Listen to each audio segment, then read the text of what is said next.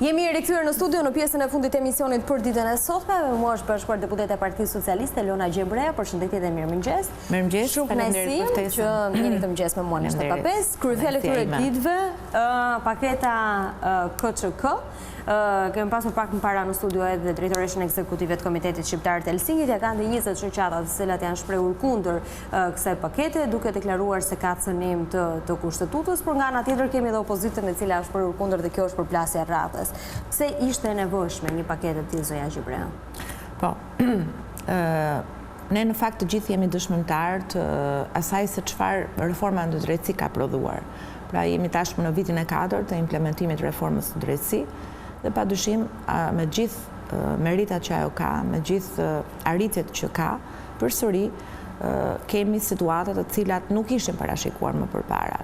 Qoftë ndoshta të paanalizuara mirë, qoftë edhe nga fakti i një zbatimi të një reforme të pa bërë, të pa implementuar më parë, solli një vakum ligjor, të cilën ne do të na duhet që ta përforconim me masa të tilla. Dhe gjithë jemi dëshmimtar, askush nuk ka prishte që të kishte një numër kaq të lartë të prokurorëve gjykatës, të cilët janë përjashtuar nga vetingu.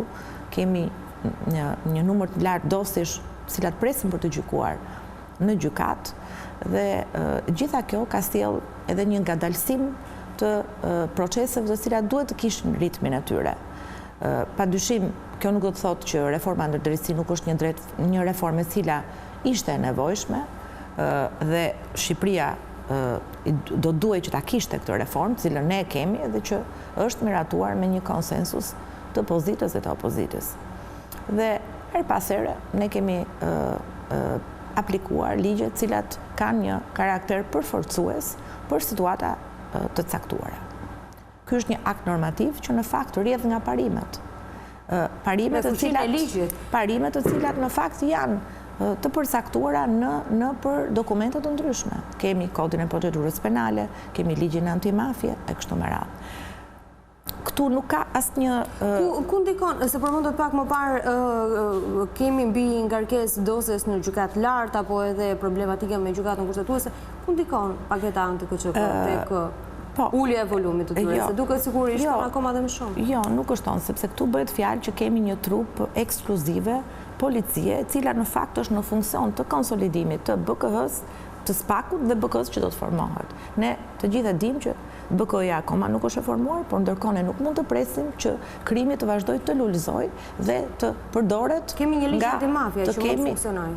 Po ligji antimafia ka disa elemente, nëse po marrim për shembull veprat penale, janë rreth 16 vepra penale të përcaktuara tek ligji antimafia, këtu kemi rreth 40. Pra, ky është një ligj përforcues që rregullon të gjitha këto vakumet ligjore të cilat janë të krijuara në për ligje të ndryshme, por që këtu të gjitha përmlidhen në një dhe që ndihmojnë për të bërë luftë më të fortë kundër krimit organizuar. Ne nuk mund të presim që të kemi një, sikur se thash, të përfitojnë kriminalët dhe të vazhdojnë me pasuri të vëna në mënyrë të paligjshme, të vazhdojnë të mbështesin krimin e organizuar. Dhe kjo është një masë e cila vjen në fakt dhe në kuadër të gjithë të direktivës të BE-s për sa i përket luftës që Shqipëria duhet bëj kundër krimit të organizuar. Shoqëria civile deklaron se ka pasur mungesë të theksuar transparence, kanë kërkuar disa herë të njihen me draftin, kanë kërkuar që të thëriten në seancë për të diskutuar dhe ka pasur një mungesë transparence, vetëm ditën e shtunë është bërë prezent drafti publik. Pse ky nxitim kaq i madh? Pse kjo pas 7 vitesh në qeveri dhe ku problematikat me krimin nuk është se lindën para 1 muaj apo para 2 muaj, pse ky nxitim kaq i madh? Ne gjithmonë vim duke u përmirësuar në shumë drejtime. Dhe në këtë rast bëhet fjalë, e theksova, që kishim një vakum ligjor, një boshllëk ligjor, më saktë, të krijuar nga në shumë aspekte. Më e rëndësishme është, sikur se thash, dhe fokusi është reforma në drejtësi. Pikërisht për të rregulluar, për të korrektuar këto boshllëqe të krijuar, të cilat sikur se thash nuk mund të parashikohen, askush nuk e dinte që ne do të kishim këtë situatë për sa i përket vetingut, për shembull. kemi direktivën e theksove dhe njëherë kushtet që janë vënë Shqipërisë edhe për në Bashkimin Evropian, luftë pa kompromis të pashembull kundër krimit të organizuar. Tashti, ne nuk mund të presim që të vendosen të gjitha këto strukturat, na kalojnë dhe 1 dhe 2 vjet, jemi vetëm në vitin e 4 të implementimit të reformës së drejtësisë. Prap gjykata do të jetë ajo që do ta thotë fjalën e fundit. Ne e para njëherë që këtu ka veprime të shpejta të menjëhershme, të cilat kjo trup ekskluzive e policisë mund ta bëjë. Kemi një trup policie, kemi kompetencat e gjykatës në momentin që nuk marrin. Këto kanë qenë edhe në kodin e procedurës penale, ke veprime që kryen policia gjyqësore. Policia gjyqësore me një vendim gjykate mund të ndalojë ndalimin e lëvizjes. Policia gjyqësore ka të drejtë në momentin që ajo e gjykon të arsyeshme me indicie patjetër brenda kushteve, rregullave, respektim drejtave njerëzit, të ndaloj të marri masa të menjëshme, që pasaj sigurisht do të vazhdojnë në gjykat dhe në prokurori. Ne nuk është se do t'i anashkalojmë dhe nuk anashkalohen strukturat dhe funksionet, atributet që ka çdo strukturë. Policia, prokuroria, gjykata. Por ama kemi vendime të menjëshma me karakter pasuror, kemi afate më të përcaktuara, kemi kushte që u vijnë dhe në limite përsa i përket afateve që një person duhet të verifikoj dhe të justifikoj pasurin e tij të vënd. 48 orë janë shumë pak. Ndërkohë që prokurorëve dhe gjyqtarëve është në 1 muaj kohë. Pse kaq pak? E dashur Pranvera, në qoftë se ke dëgjuar mbrëm dje fjalimi që mbajti presidenti i Parlamentit Evropian në parlament. Ai e theksoi dhe tha, është një ligj që është pak italian, pak europian, pra nuk ka asnjë gjë për të çuditur. Po ne kemi kushtetutën e Republikës së Shqipërisë. Sigurisht, dhe unë prandaj e theksova që ky është një ligj i cili nuk bie ndesh me kushtetutën, sigurisht është një akt normativ dhe kjo padyshim krijon edhe pikpyetje të ndryshme, por nga ana tjetër, ky akt normativ ka të drejtë do të vi në parlament brenda 45 ditëve, do të vi në parlament, do të diskutohet, do të kalojë. Po fuqinë e tij ushtron gjatë 45 ditëve. Do ta ushtrojë sepse ne nuk mund të lejojmë që persona të caktuar, të cilët kanë vënë pasuri të paligjshme. Po mirë, nëse do vazhdojmë me këtë logjikë, atëherë vetë që nuk bëjmë dot gjëra, ne duhet, ne pikërisht ka 4 vite që diskutohet për reformën në drejtësi. Pse? Sepse ti për 45 ditë kur mund të ishin pritur edhe 45 ditë dhe më pas të vazhdonte normalisht. Ju nuk mund ta keni ide se çfarë bëhet dhe çfarë përfitimesh ka krimi organizuar dhe llogaritje që bëhen në orë, në ditë, miliona euro të cilat përfitohen nga persona trafikantë që janë të involvuar në rrjete kriminale, në rrjete që kanë të bëjë me terrorizmin e kështu me radhë. Ky është një akt normativ i cili bazohet mbi parime. Prandaj e theksova këtë, bazohet mbi parime, sigurisht është në kuptimin e shpejtësisë dhe të bashkëpunimit të strukturave, është një ligj i cili është shumë dinamik, por nga ana tjetër ky ligj përsëri do të kalojë në parlament dhe nëse do të jetë nevojshme mund të bëhen korrektime. Por e theksoj, është i bazuar mbi parime dhe është i bazuar mbi punët të cilën në fakt strukturat e veçanta e kanë bërë, por për arsye nga më të ndryshmet nuk kanë arritur dot ta çojnë deri në fund ose të kenë këtë dinamik për arsye të kufizimit të tyre, jo për dhe ndoshta edhe arsye të tjera. Prandaj në këtë mënyrë ne marrim një iniciativë e cila është në duart e qeverisë padyshim, por do të kalojë edhe në parlament për të patur mundësi që të kemi një ndjekje dhe një shënjestrim të pashembull të krimit të organizuar dhe personave të cilët merren me të krim të organizuar.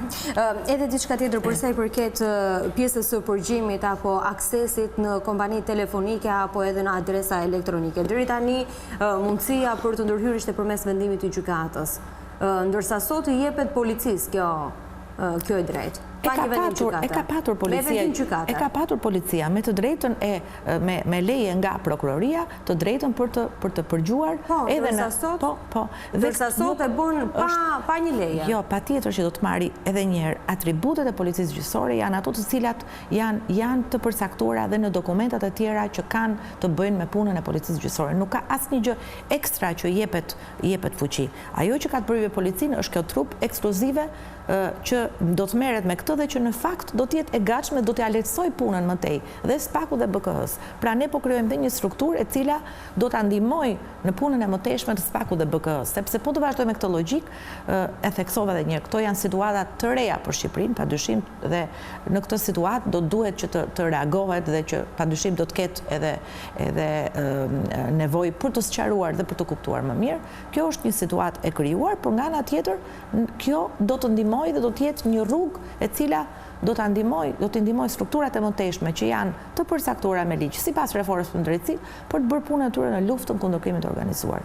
Dhe nuk ka asnjë gjë për të çuditur e dashur. Por Shqipëria është në një situatë krimi dhe korrupsioni të jashtëzakonshëm dhe duhen masat e njerëzshme për ta frenuar. Ata të cilët problematike është situata e krimit në Shqipëri? Krimi, kur vjen puna për të gjurmuar krimin organizuar dhe për të gjurmuar mafjen, ajo që i trëm më shumë është paraja. Dhe nëse nuk bëhet kjo punë dhe nuk vazhdohet dhe nuk shkohet direkt aty ku i dhëm më shumë, atëherë neve padyshim do t'u lëm atyre mundësi që të lulëzojnë apo dhe që me punën dhe me mosveprimet tona të shpejta do t'u lëm mundësi atyre që të vazhdojnë në punën e tyre. Ne nuk po themi që nuk kemi punuar më parë, ne nuk po themi që nuk kemi patur struktura për sa i përket luftës kundër krimit të organizuar, por duke patur shumë struktura, duke patur edhe duke në situatën aktuale, duke mos patur edhe një trup të dedikuar të gjyqësorit të shpejt, por nga ana tjetër edhe një nevojë për një përmirësim edhe pse jo dhe të ligjit antimafia,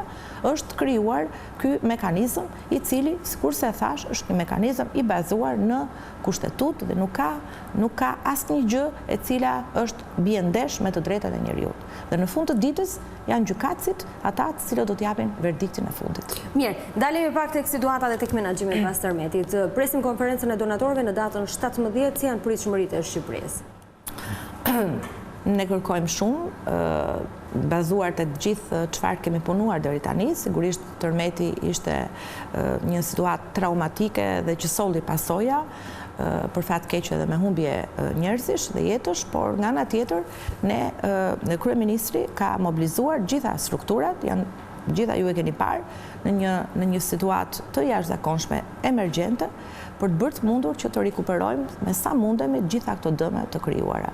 Dhe më vjen mirë që në një kohë të shkurtër ne kemi tashmë edhe një faturë financiare, kemi të qarta, dim se ku janë nevojat, të analizuara sipas gjithë grupit të emergjencës të ngritur në teren nga kryeministri dhe shpresojmë shumë që do të kemi ndjeshmërinë nga donatorët që Shqipëria të marrë mbështetjen që i duhet përsa i përket pasojave të tërmetit 26 nëntorit. Sa është fatura financiare që kemi ne dhe sa është rreth 1 miliard, në mos gaboj, dhe kemi një pritshmëri nga konferenca më shumë apo më pak, e theksoi edhe kryeministri.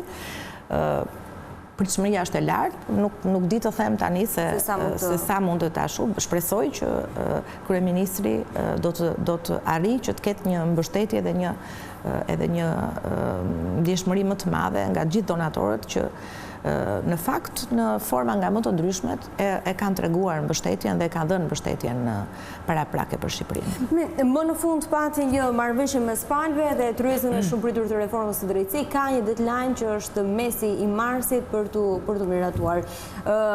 Do të sjellë kjo ka ulur gjakrat politike të themi? Ju, gazetarët, jeni shumë të kujdesshëm dhe që jeni në gjendje edhe juve që t'i jepni ato informacionet edhe konkluzionet e sakta. Mendoj që është në të mirën e vendit që gjithë forcat politike të përfshihen në konsensuse të cilat janë edhe ato në të mirë të vendit, sikurse është reforma zgjedhore, dhe mendoj që është një lajm i mirë fakti që opozita jashtë parlamentit tashmë është në tryezën e bisedimeve dhe që shpresoj që të kemi një dokument i cili do të përmbushi pritshmëritë e gjithë partive politike.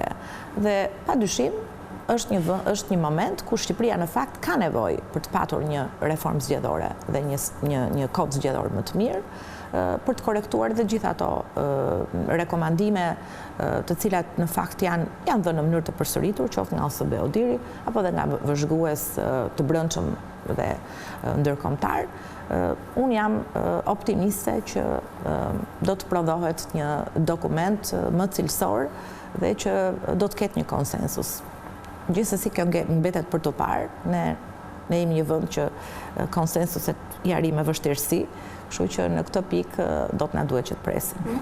Kjo ishte një nga pikat e Bundestagut gjerman, çështja e konsensusit për sa i përket reformës zgjedhore. Presim në një përgjigje pozitive për çështjen e negociatave brenda pranverës së këtij viti?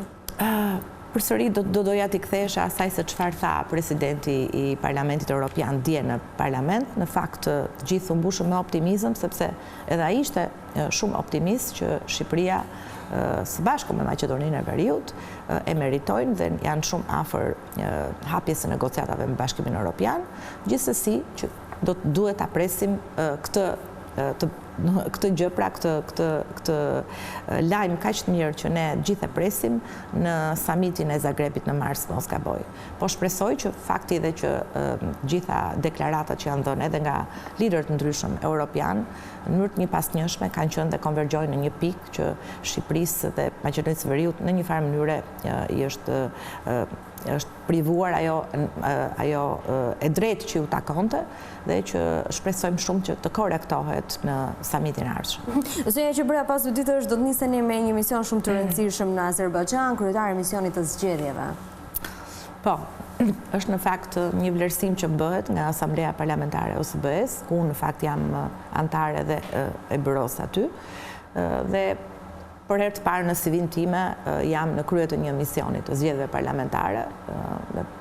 Është vlerësim, po edhe përgjegjësi për mua. Gjithsesi, do të jem mbështetur nga një trup e specializuar e Asamblesë Parlamentare, ashtu sikurse do të bashkëpunoj edhe me 2 misionet e rëndësishme që janë kur vjen puna për sa i përket zgjedhjeve, OSBE ODIHR-i dhe edhe Këshilli i Evropës në një nivel pak më të ulët. Shpresoj që të kemi një konsensus, të kemi një raport i cili duhet të pranohet jo do të pranohet, po duhet të ketë atë konsensus nga strukturat lokale dhe nga politika aty. Nuk është një vend i lehtë dhe shpresoj që të më vlej dhe mua në të ardhmen time si një eksperiencë shumë e bukur. Ishte shumë kënaqësi që të mëngjes me mua në 7:05. Faleminderit edhe suksese.